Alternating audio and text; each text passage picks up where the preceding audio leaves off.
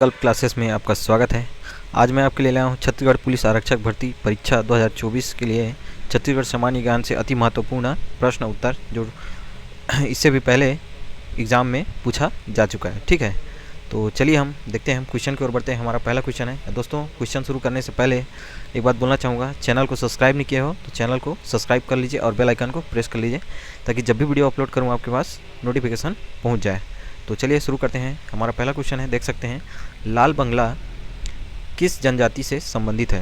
तो किस जनजाति से संबंधित है? चार ऑप्शन दिए गए हैं आपके पास, कमार, बैगा, भुंजिया और पंडो। ठीक है, तो सॉरी दोस्तों, तो इसका जो सही आंसर वो है भुंजिया।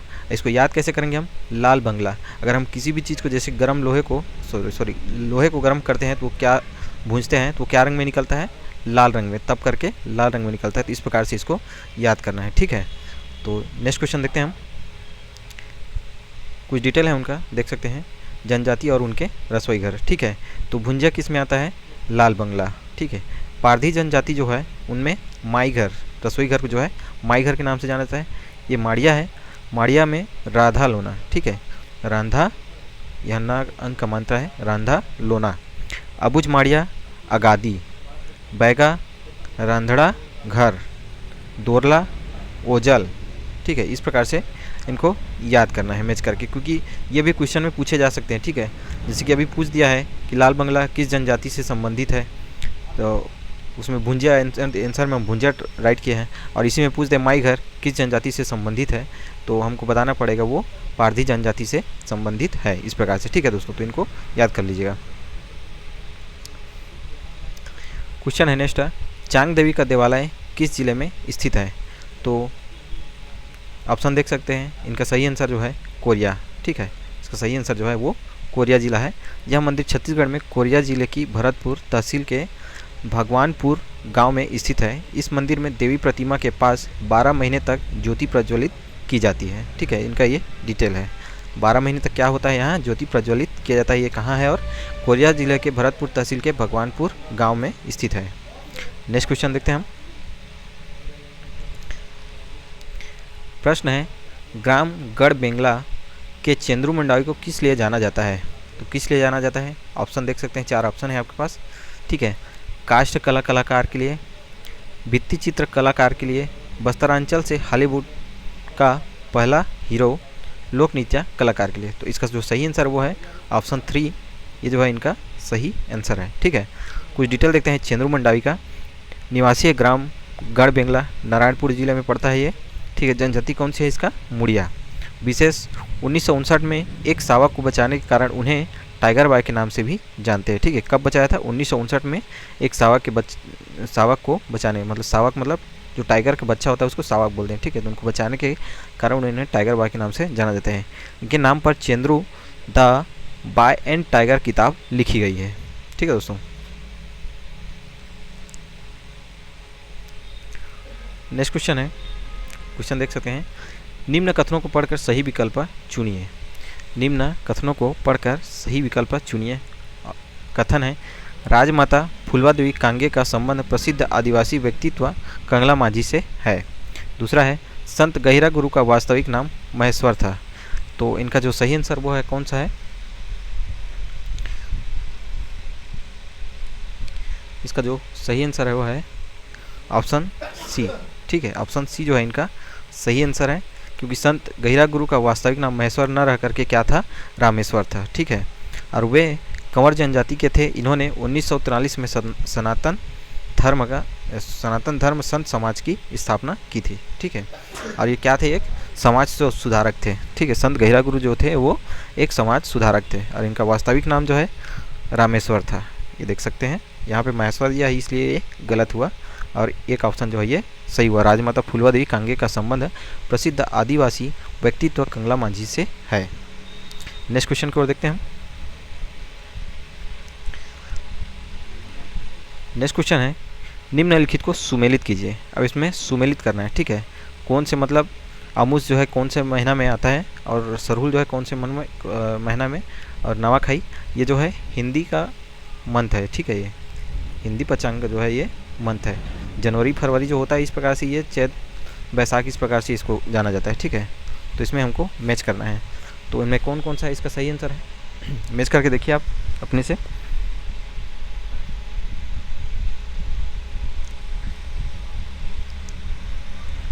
तो इसका जो सही आंसर है वह अमुस जो है वो सावन में आता है। ठीक है, अमुस जो है सावन में आता है। नावाखाई जो है वो चैत में होता है। ठीक है, और सरहुल जो है वो भादों में होता है। दशहरा जो है वो कुंवार में होता है। कुंवार नवरात्रि के बाद दशहरा होता है ना, तो इसको जानने का एक पॉइंट भी होता है। ठीक है, इसका सही आंसर कौन सा है, 3, 4,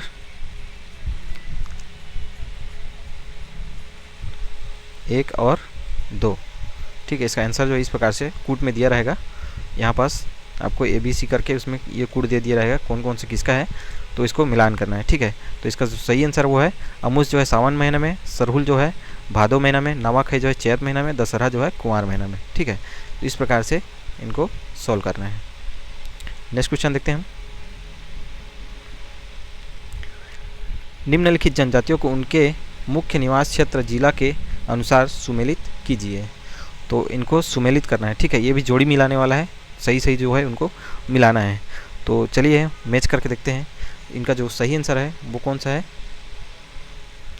पहाड़ी कोरबा, पहाड़ी कोरबा जो है कोरबा क्षेत्र में मिलता है, और कोरबा जसपुर जो है उसी से साइड से जुड़ा हुआ है। तो इनका जो सही आंसर वो है जसपुर। अब भुंजिया जो है ये गरियाबंद, सॉरी हाँ, भुंजिया जो है ये गरियाबंद जिला क्षेत्र में निवास करते हैं मुख्यतः। अब बिंझवार जो है ये बलौदा बाजार भाटापारा में। ठीक है, और ये अबुझमाड़ जो है ये नारायणपुर में, इनको तो जानते होंगे। ठीक है, तो इस प्रकार से इसका आंसर क्या होगा, 2, 3 और 1 और 4, इस प्रकार से इसका आंसर होगा। ठीक है दोस्तों, इनको याद रखिएगा।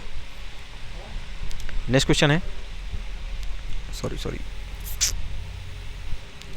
दोस्तों, चैनल को सब्सक्राइब नहीं किया तो प्लीज़ सब्सक्राइब कर लीजिए, क्योंकि आपके लिए अच्छे अच्छे कंटेंट ढूंढ के ला रहा हूँ। तो इतना तो कर सकते हैं दोस्तों सब्सक्राइब, क्योंकि आप जितना पढ़ोगे उतना आपका नॉलेज बढ़ेगा और आप उतना ही अपने एग्ज़ाम के अच्छे से प्रिपरेशन कर पाएंगे। ठीक है, क्वेश्चन देखते हैं हम। निम्न शासकों के नाम उसके राजवंशों से सुमेलित कीजिए। ठीक है, उसके राजवंशों से सुमेलित कीजिए। तो इसका जो सही आंसर है वो कौन कौन सा है, कैसे सुमेलित करना है चलिए देखते हैं हम। कन्हरदेव, कन्हरदेव कहाँ का शासक था, ये नारायणपुर। ठीक है, इनको सीधा ले जाइए 4 नंबर में।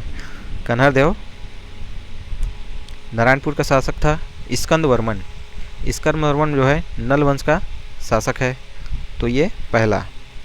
दुर्गराज, दुर्गराज जो है सरबपुरी वंश से संबंधित है, ये तो 2। ठीक है, हर्षगुप्ता पांडुवंश से। ठीक है, तो 3। तो इसका आंसर क्या हो गया, 4, 1, 3, 2, 4, 1, 2, 3। ठीक है, इस प्रकार से इनको मैच करना है। नेक्स्ट क्वेश्चन देखते हैं हम। नेक्स्ट क्वेश्चन है, मराठा सूबेदारों के नाम कालक्रम अनुसार सजाइए। तो मराठा सूबेदार जो है इनको कालक्रम अनुसार सजाना है हमको। कुछ डिटेल देख लेते हैं इनका। ठीक है दोस्तों, कुछ डिटेल इस प्रकार से है।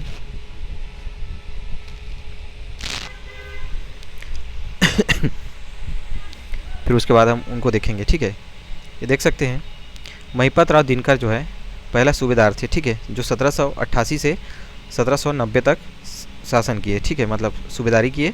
उसके बाद दूसरे में आता है विट्ठल राव दिनकर 1790 से 96 में। भवानी कालू तीसरे नंबर में जो 1796 से 97 में। केशव गोविंद चौथे नंबर में 1797 से 1808 तक। और बिकाजी पिंडरी 1808 ईस्वी से 1809 ईस्वी तक। भिकाजी गोपाल 1809 से 17 तक। सखाराम हरि एवं सीताराम टांडिया 1817 से 17 तक। ठीक है, यादवराव दिवाकर 1817 से 1818। ये यादवराव दिवाकर जो है ये अंतिम सूबेदार थे, और प्रथम कौन थे, महिपत राव दिनकर। ठीक है दोस्तों, तो चलिए अब देखते हैं हम, इस तरफ बना के देखते हैं हम। तो पहला कौन था, पहला कौन था हमारा, विट्ठल राव दिनकर, ठीक है, तीसरे नंबर का 3। फिर कौन था उसके बाद, केशव गोविंद, ठीक है, विट्ठल राव दिनकर दूसरे नंबर में था, भवानी कालू तीसरे नंबर में था और चौथे नंबर में जो था केशव गोविंद। तो यहाँ विट्ठल गोविंद और भवानी कालू है नहीं, इसलिए यहाँ पे क्या आ जाएगा, चौथे नंबर का केशव गोविंद जो है दूसरे नंबर में, ठीक है, केशव गोविंद पहले नंबर का है ये, ठीक। विट्ठल राव दिनकर के बाद केशव गोविंद हो गया। इसके बाद क्या आएगा, भीकाजी गोपाल, ठीक है, भीकाजी गोपाल, भीकाजी गोपाल चौथे नंबर का। और बच गया क्या, दूसरा यादव राव दिवाकर जो लास्ट है, ठीक है। एक बार याद कर लीजिए, पहले नंबर में कौन आता है, इसका आंसर ये होगा, ठीक है, इस प्रकार से 3 1 4 2, ठीक है, इस प्रकार से क्रम में सजाएंगे तो इस प्रकार से होगा।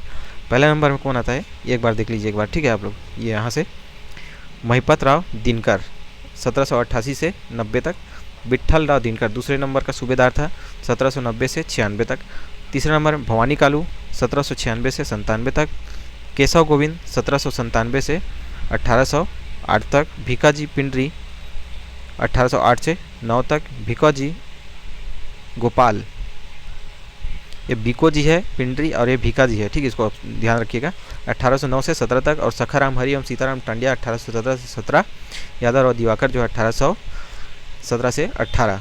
हमारे ऑप्शन में क्या क्या दिए हैं इसमें आपका, विट्ठल राव दिनकर, ठीक है, ये दूसरे कॉलम वाला दिया है, ये वाला विट्ठल राव दिनकर। फिर दिया है हमारा दूसरा में आ जाएगा केशव गोविंद, ठीक है, उसके बाद क्या आ जाएगा, भीकाजी गोपाल, ठीक है, भीकाजी गोपाल ये वाला, फिर आ जाएगा ये, ठीक है, इस प्रकार से हमारा क्रम रहेगा। तो चलिए नेक्स्ट क्वेश्चन की ओर बढ़ते हैं हम।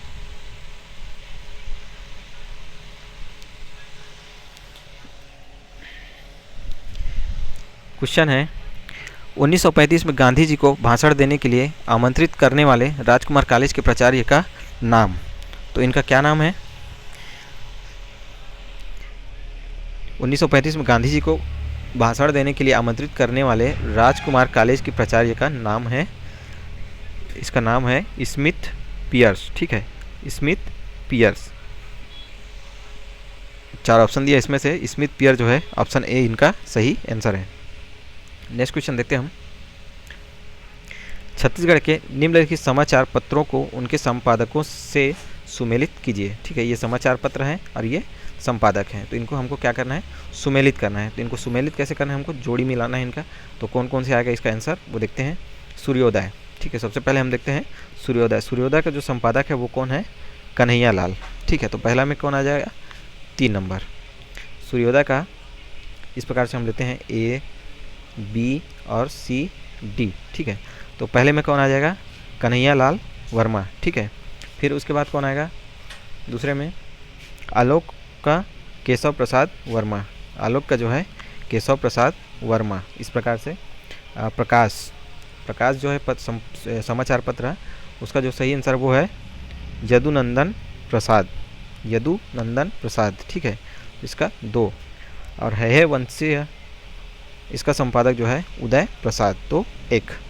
इस प्रकार से आंसर बनेगा इसका ये 3 4 2 1, ठीक है। इस प्रकार से इसका कूट बनेगा, ठीक है दोस्तों। स्क्रीनशॉट लेना चाहो तो स्क्रीनशॉट ले सकते हो। और दोस्तों चैनल को सब्सक्राइब कर लीजिए, क्योंकि ये पूर्व एग्जाम में पूछा गया क्वेश्चन हो दोस्तों, ठीक है। भविष्य में ऐसा क्वेश्चन दोबारा आ सकता है, क्योंकि अभी क्वेश्चन जो पैटर्न है इस कूट से चल रहा है, कूट वाला क्वेश्चन बहुत ज़्यादा आता है, ठीक है। इसलिए कूट वाला क्वेश्चन पे ज़्यादा फोकस कीजिए। सिंगल क्वेश्चन को आप ऐसे ही बना लेंगे। मैं सिंगल क्वेश्चन भी समाहित किया हूँ, ऐसा नहीं है कि नहीं किया हूँ, ठीक है। चलिए नेक्स्ट क्वेश्चन की ओर देखते हैं हम। नेक्स्ट क्वेश्चन है, भारत छोड़ो आंदोलन के काल में 9 अगस्त 1942 को गिरफ्तार किए गए नेताओं को उनके स्थान से सुमेलित कीजिए। तो उनके स्थान से इनको क्या करना है, सुमेलित करना है हमको, ठीक है। तो इसका जो सही आंसर होगा कूट जो है वो कौन कौन से होगा, किसका कौन जगह से गिरफ्तार किए गए हैं उनको हम देखते हैं। तो इसका जो सही आंसर है वो कौन सा है, यकूब अली। यकूब अली जो है ये रायपुर से गिरफ्तार हुआ है, ठीक है, ए बी सी और डी। तो यकूब अली जो है 2 नंबर पहले आ गया। फिर दूसरा कौन है, कहाँ से गिरफ्तार है, हरनारायण वाजपेयी, हरनारायण वाजपेयी जो है कहाँ से गिरफ्तार हुआ है? ये जो है बिलासपुर से। हरनारायण वाजपेयी जो है ये बिलासपुर से गिरफ्तार हुआ है। तो 4 लक्ष्मण सिंह देशमुख ये कहाँ से हुआ है? ये दुर्ग जिले से हुआ है। दुर्ग जिले से ये गिरफ्तार हुआ है। तो 1 और BY तमस्कर 1 बच गया वो बेमेतरा से। इस प्रकार से इसका आंसर होगा। ठीक है, 2 4 1 3। स्क्रीनशॉट लेना चाहो तो ले सकते हो। यकूब अली रायपुर से, हरनारायण वाजपेयी बिलासपुर से, लक्ष्मण सिंह देशमुख दुर्ग से, BY तमस्कर जो है वो बेमेतरा से। नेक्स्ट क्वेश्चन देखते हैं दोस्तों। नेक्स्ट क्वेश्चन है, भौगोलिक पारिस्थितिक सामाजिक व्यवस्था भूमि की व्यवस्था के कारण छत्तीसगढ़ में जमींदारों का अस्तित्व नैसर्गिक व अनिवार्य रहा, यह कथन किसका है? तो यह कथन जो है वो किसका है? इसका जो सही आंसर है वो है मिस्टर जेकिंस। ठीक है, ये मॉडर्न हिस्ट्री से संबंधित क्वेश्चन है। ये भौगोलिक परिस्थिति सामाजिक व्यवस्था भूमि की व्यवस्था के कारण छत्तीसगढ़ में जमींदारों का अस्तित्व नैसर्गिक व अनिवार्य रहा, यह कथन किसका था? ये मिस्टर जेकिंस का। ठीक है, नेक्स्ट क्वेश्चन देखते हैं हम। नेक्स्ट क्वेश्चन है, द्वितीय सविनय अवज्ञा आंदोलन में जुलूस का नेतृत्व करते हुए डॉक्टर राधाबाई को कब गिरफ्तार किया गया था? तो कब गिरफ्तार किया गया था? 4 ऑप्शन है आपके पास, देख सकते हैं। 12 फरवरी 1932, 16 मार्च 1932 और 19 अप्रैल 1932 और 13 जून 1932। तो इसका जो सही आंसर जो है वो 13 जून 1932 है। कुछ डिटेल देखते हैं राधाबाई के। छत्तीसगढ़ की प्रथम एवं एकमात्र महिला डिटेक्टर थी ये। द्वितीय सविनय अवज्ञा आंदोलन के दौरान रायपुर जिले का नेतृत्व किया था, जिसके कारण उन्हें 13 जून को गिरफ्तार कर लिया गया। 1918 के दौरान रायपुर नगर पालिका में दाई का कार्य करने के कारण उन्हें रायपुर नगर की दाई के नाम से भी जाना जाता है। ठीक है दोस्तों, यहाँ ये थोड़ा सा मिस्टेक हो गया है, यहाँ पे उन्हें है। ठीक है, इसको सुधार लीजिए। तो इस प्रकार से इसका आंसर होगा 13 जून 1932 को। नेक्स्ट क्वेश्चन देखते हैं हम।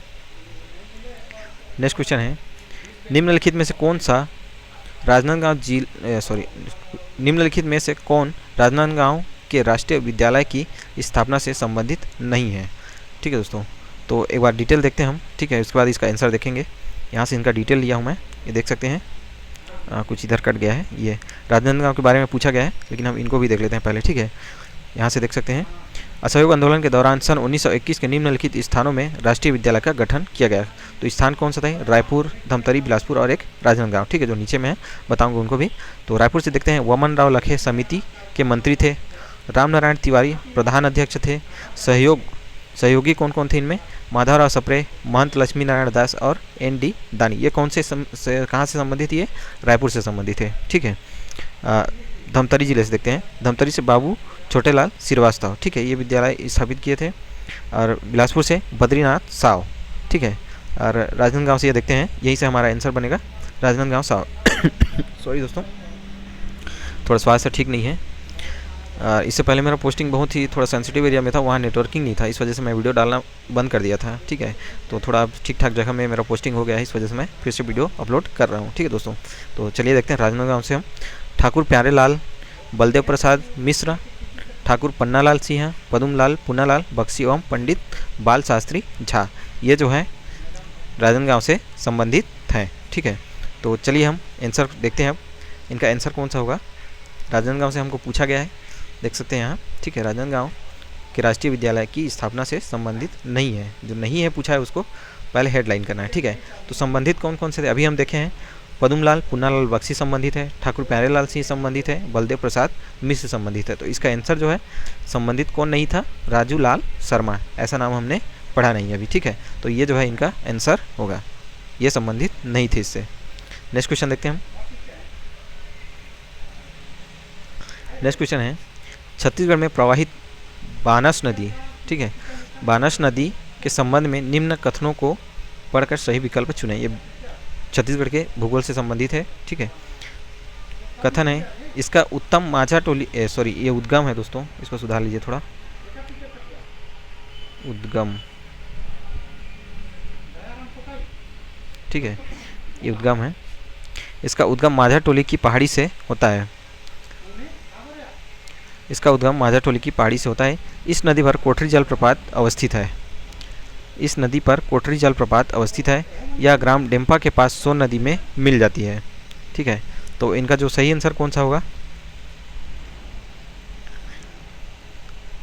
इसमें ये सही है, ये सही है, ये गलत हो गया। ये कोठरी जलप्रपात कोंडागांव जिला में पड़ता है। ठीक है, तो इनका जो आंसर है वो 1 और 3, 1 और 3, तो ऑप्शन सी जो है इनका सही आंसर होगा। ठीक है दोस्तों, ऑप्शन सी जो है इनका सही आंसर होगा। कुछ डिटेल देखते हैं इनका। ये देख सकते हैं, बानस नदी सोन नदी की प्रमुख सहायक नदी है। ठीक है, उद्गम जो है माझा टोली की पहाड़ी में हुआ है। ठीक, पहाड़ी से विसर्जन जो है डेम्बा गांव के समीप शहडोल में, और जलप्रपात रामदा जलप्रपात स्थित है इसमें। ठीक है, उसमें क्वेश्चन में जो दिया गया था वो कोटरी दिया गया था, वो गलत है वो। ठीक है दोस्तों, ये रामदा जलप्रपात इसमें स्थित है। नेक्स्ट क्वेश्चन देखते हैं, राज्य में चर्चित स्थल सुमेलित कीजिए। फिर से कूट वाला क्वेश्चन आ गया। ठीक है दोस्तों, तो ये तो थोड़ा इजी क्वेश्चन है, अब मेरे हिसाब से आप ऐसे ही बना देंगे। टमाटर की राजधानी आप जानते ही होंगे। ठीक है, जसपुर जिला लुड़ेंगा में पड़ते हैं। ठीक है, चावल अनुसंधान संस्थान, तो ये जो है ये थोड़ी इसका आंसर बनाते हैं पहले, ABCD। ठीक है, इस प्रकार से कूट है। तो टमाटर की राजधानी जो है वो 1 का 2। ठीक है, ये चावल अनुसंधान है दोस्तों, ये चल लिखा गया है। ये बी जो है ये चावल, इस पर चावल अनुसंधान संस्थान, तो ये लाभंडी में स्थित है। ठीक है, लाभंडी में स्थित है, तो ये 4। ठीक है, बी का 4। किसान शॉपिंग मॉल जो है ये राजनांदगांव में स्थित है। ठीक है, किसान शॉपिंग मॉल जो है ये राजनांदगांव में स्थित है, और कोसा अनुसंधान केंद्र जो है ये बस्तर में स्थित है। तो इस प्रकार से आंसर हो गया हमारा 2, 4, 1, 3। ठीक है, इस प्रकार से आंसर होगा हमारा 2, 4, 1, 3। नेक्स्ट क्वेश्चन देखते हैं हम। क्वेश्चन है, मटासी मिट्टी के बारे में कौन सा कथन सही नहीं है? नहीं है को हमको क्या करना है, पहले हाईलाइट करना है। ठीक है, क्योंकि हम इसी में धोखा खा जाते हैं क्वेश्चन पेपर में। ठीक है, इसलिए हमको नहीं को पहले हाईलाइट करना है। क्वेश्चन कथन देखते हैं हमारा,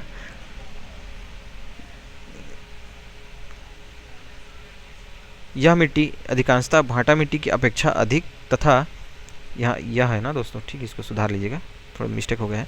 यह मिट्टी अधिकांशतः भाटा मिट्टी की अपेक्षा अधिक तथा कन्हार मिट्टी की अपेक्षा कम ऊंचाई पर पाई जाती है। ठीक है, दूसरा है, यह मिट्टी कन्हार मिट्टी से कम उपजाऊ होती है। इस मिट्टी में लोहे की मात्रा अधिक होती है। इस मिट्टी में, ये रेत है दोस्तों, रेत हो गया है, इसको रेत लिख लीजिएगा इस प्रकार से, सैंड,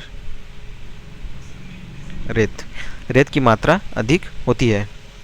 इस मिट्टी में रेत की मात्रा अधिक होती है, तो इसका जो आंसर है वो कौन सा होगा?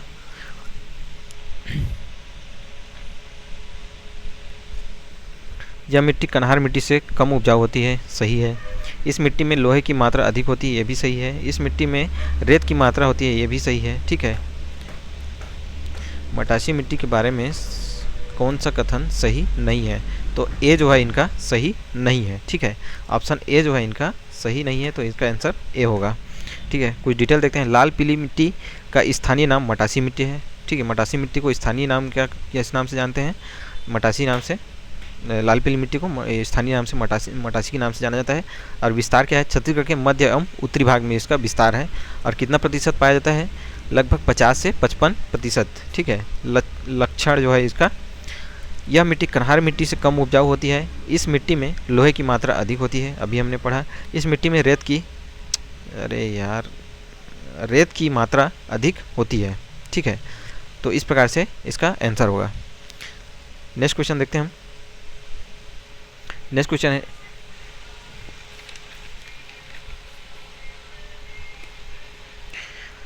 निम्नलिखित कथनों को ध्यानपूर्वक पढ़िए और सही उत्तर चुनिए।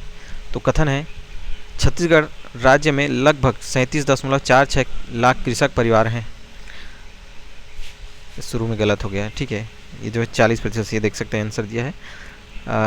छत्तीसगढ़ राज्य के GSDP में सर्वाधिक योगदान कृषि क्षेत्र का है, सही है ये।